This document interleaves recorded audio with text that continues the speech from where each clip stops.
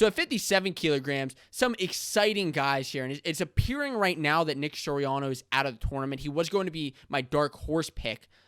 But so many exciting guys. I mean, look at Gilman, who made 2 of the last 3 world teams and is, I mean, just one of the best wrestlers on the scene. But there's so many guys. Honestly, like the top 7, 8, I mean, any one of these guys can make the team.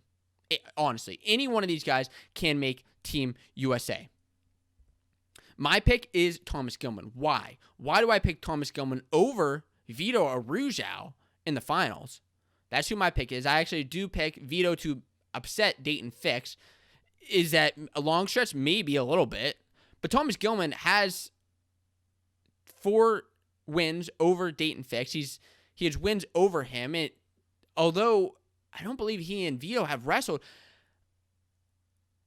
it's going to be a heck of a match, a heck of a tournament for these guys. Fix made the last world team at Finals X in 2019, and from then, he was actually suspended. And if Fix makes the team, he's going to be the luckiest son of a gun that there's been, because his suspended year, the year that he had off, was the year where there was no wrestling. The Olympics were postponed. Vito Arujau, senior nationals champ, did well in a lot of the flow wrestling events, the RTC Cup, has been crushing it this year. And with no college wrestling, all he's been doing is training. Vito training with Yanni up in Cornell. It's all he's been doing. I also believe that Seth Gross is a real contender here at 57 kilograms. There are just so many guys. 65 kilos, another tough weight with Zane Rutherford, Yanni Yakmahalis, Jordan Oliver, James Green, Joey McKenna, Nick Lee, Frank Molinaro coming out of retirement to come back for this event. Now, and there are a couple interesting Penn State guys here with like Nick Lee, who I don't necessarily know how well he's going to do in freestyle, but I still think that there's a lot of potential here. Frank Molinaro, and my dark horse is, I have 2 dark horses here, and I'll tell you my actual pick. Dark horse is Frank Molinaro, 2016 Olympian, placed 5th in 2016. And honestly, probably with this extra year of training, he's like, well, may as well go for it. I don't know if he was playing on it before. Jordan Oliver is another dark horse of mine. 2019 Senior Nationals, he won 5 matches in a row, all by tech. Wins over Bryce Meredith, Joey McKenna, Nick Lee. He also had Yanni and Henderson in that same bracket. He's been wrestling some freestyle events since then. Has been kind of up and down with it. But my pick, other than the contenders with McKenna and James Green, is going to be Zane over Yanni. And before you go crazy on me, here's why. And I don't, like, they're just picks. I don't know why some people get so mad about them. Like, it's not that I have anything against Yanni. I actually really like Yanni, and I'd be happy if he did make the team. But anyways, Zane beat Yanni a couple years ago. And listen, Yanni did beat him after that at the USARA Do. But typically, when Penn State guys wrestle guys a second or third or fourth time, they make those improvements they need to. And I believe that Zane's going to, having all that time since he's last wrestled Yanni, I think he's going to be able to have made those improvements. He just continued to improve since that time, looking like a wrecking ball at the Nittany Lion Wrestling Club events. That's why I choose Zane over Yanni, but I wouldn't be surprised if Yanni does get the victory, and I'll be supporting anybody who does make Team USA, just at every single one of these weights. 74 kilos is a huge one with Jordan Burrows, who's straight to the finals, Cal Dake, who's straight to the semis. Imar unfortunately pulled out, so he is not in the event. Jason Nolf has the number 1 seed now. Chance Marsteller, Tommy Gant. This is a tough bracket, to say the least. I mean, JB has the easy ride, considering he's in the finals, right? But first, the dark horse is Chance Marsteller. Marsteller steamrolled his way through the last chance qualifier. Steamrolled. He beat Chenzo in the finals 5-0. And he's going to run into Kyle Dake in the semis if he continues to win out. I mean, actually, it's Vincenzo's first match. So, I don't know. Maybe Chenzo makes those improvements. But, I mean, listen.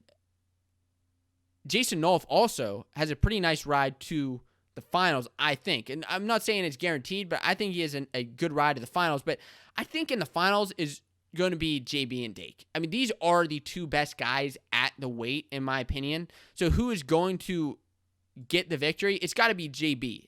Not got to be, but I think it's going to be JB. I think Burrows is the guy. I mean, he is the face of USA Wrestling. He is. He was on the last 2 Olympic teams, has 8 Olympic or world medals, 2012 Olympic gold medalist is Jordan Burrows. Now, with Kyle Dake, I mean, he's no chump. He's a 2-time world champ. It's tough to score on Dake. He just beat Frank Chamizo last year. And there's some interesting rivalries with Chamizo and Dake and Burrows. I think a little bit of a triangle there. But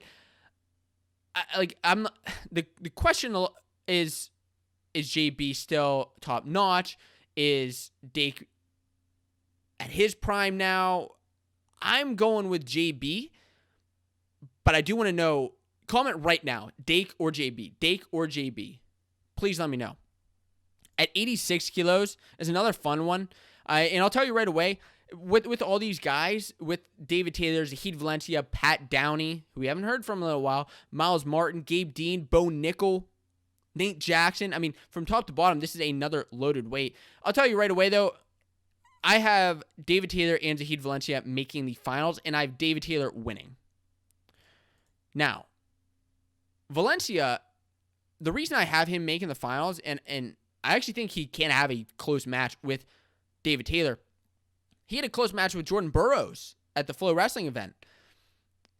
Will his energy and gas tank be enough, though? You know, hopefully he's had time to build it up in the past year since college has ended, since everything's ended, and since the match with even Burrows. I think he will have a shot, you know, to upend David Taylor. But David Taylor, world champ, I mean, top-notch guy, looking for that Olympic gold medal, been in search of his whole life, and he has a shot to get it. But he's, with all these guys, you know, unfortunately, he's not going to be sitting in the finals like JB or Kyle Snyder, but there's also guys like Gabe Dean, who had a phenomenal, he looked like a brick wall at the last chance. He has a win over Nate Jackson. He's a win over Bo Nickel at the Nate Line Wrestling Club event.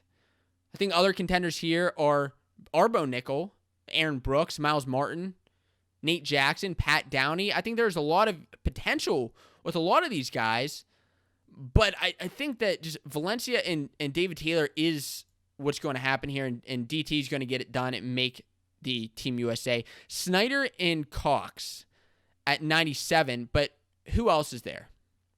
There's a lot. Colin Moore, Hayden Zilmer, Mike Machiavello, Kyvan Gadsden, Ty Walsh, AJ Ferrari, Ben Honus, Braxton Amos. A lot of guys here. And Snyder and Cox are Olympic and world medalists in the same weight now. Cox is bumping up. He made that decision to bump up last year. Snyder has made that training shift from Ohio RTC now at the Nittany Lion Wrestling Club, and I think that may be a difference here. That's why I'm picking Snyder, is because he has been training with one of the best in the world in Keel Sanderson and has made some training shifts. I think that's where you're going to see with a couple of these guys, like a Thomas Gilman, like a Kyle Snyder, who's shifted. And I think that's what I like a lot about guys who do shift in RTCs, shift programs, is that they actually do get these different experiences, different trainings from different guys, and I think it's super important. And that's why I have Snyder and Cox making the finals. You have other contenders with Ferrari and Amos and some of these other guys. Gadsden, who's a Final X competitor, but my issue is I just think that Cox and Snyder are just the next tier above some of those guys in freestyle, in because of the fact that they've just competed for so long. And they are just both world champs, you know, the top in the world, not just in the U.S. And I think they are just over there. I got to give it to Kyle Snyder here, but, I mean, I don't know how he's going to be able to score on Jaden Cox, who is, like, nearly impossible to get in on his legs and take him down. I don't know what's going to happen, but my bet's on Snyder. Wouldn't be surprised by Jaden Cox getting the win. And at 125 kilos, lots of guys here. Don Bradley, Greg Kirkfleet, Tanner Hall, Jordan Wood, Mason Paris, Gable Steveson, Nick Gwiazdowski. Gwiazdowski got the number 1 seed, Gable number 2, which is going to likely set up a Mason Paris and Gable Steveson rematch. Cannot wait to see that if it does happen, because it's freestyle. It's different, right? And Mason was kind of getting on Gable back in December saying he was dodging him, saying that because it's the same weekend at the RTC Cup when they all wrestled each other, except Gable didn't wrestle Mason. He wrestled Gwiz and beat him. Mason and Gwiz actually wrestled twice when Gwiz got 1 win and Mason got another win. And my dark horse, before I get into my actual pick here, and it's one of those guys, but my dark horse is Greg Kirkfleet, just because he's a junior and cadet world champ.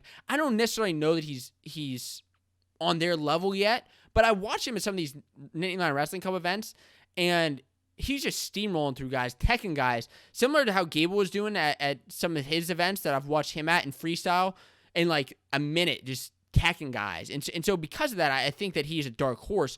But my pick for the weight at 25 kilos is going to be Gable Steveson. Gable, just coming off of a national title, just dominated his way through that tournament. And I think we're going to see him dominate his way through this bracket, maybe up until the finals. I don't think it's going to be a blowout in the finals or anything against Gwiz. It's going to be a couple-point match.